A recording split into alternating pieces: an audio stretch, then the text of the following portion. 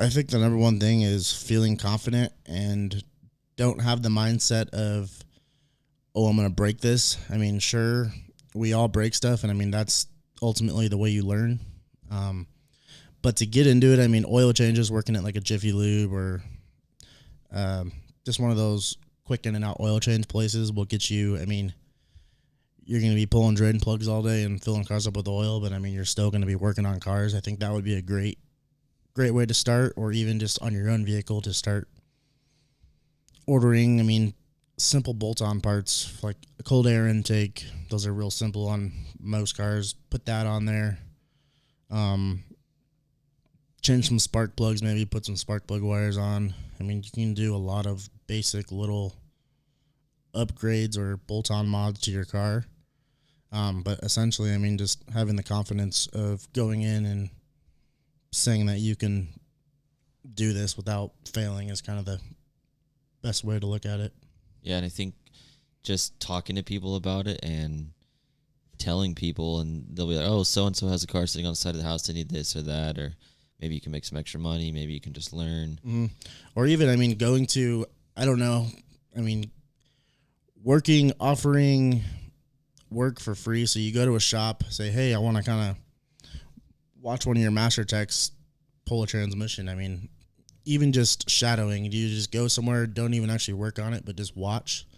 I think that's also a good, I mean, everyone's different. I mean, for me, that's what I like when I'm getting into something new. I like to kind of watch how it's done and see the steps as to how people do things. I mean, of course, the experts, they're going to be a lot quicker at what they do.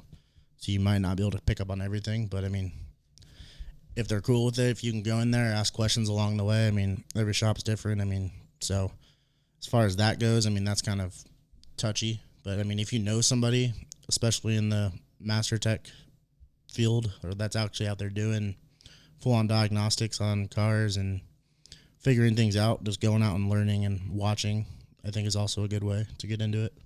Totally, and I think something that you don't think about to pay attention to in the first phase of all this is what I wish I would have paid attention to is what tools people use in certain situations, like especially with bigger stuff like transmissions and whatnot. Like everyone's got their own like plethora, and like I'm watching you with your own set of tools, like Cody over at Goodspeed when we did the Subaru motor, all these things. It's tools help. The right tool helps so much and saves you so much time. And when you don't know anything, you waste so much time trying to do it with the wrong tool or a tool that's not as good as the other one. And sometimes you just flat out should just go buy a $20 in tools for this exact job because you'll use it again in probably 6 months.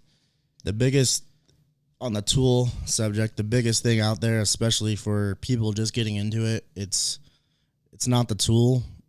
I mean, that gets the job done. It's basically you. I mean, you can literally go and buy a $20 Harbor Freight socket set. I mean, sure, it might break. It might not last as long as like a Matco Snap-on brand. I mean, you can really get the job done with the cheapest tools out there and at the end get the same results. I mean, really at the end of the day, it's can you fix it? I mean, it doesn't matter what you have to fix it. It's do you have the brains and knowledge to be able to fix it? And really, I mean, the tools, of course, are going to get you there, but you don't need the best of the best tool right off the bat to get the job done. I mean, when you start doing it more and more and stuff starts breaking, start breaking sockets more often, I mean, it kind of makes sense to go up and get higher quality sockets so you're not constantly running back and forth to warranty stuff out.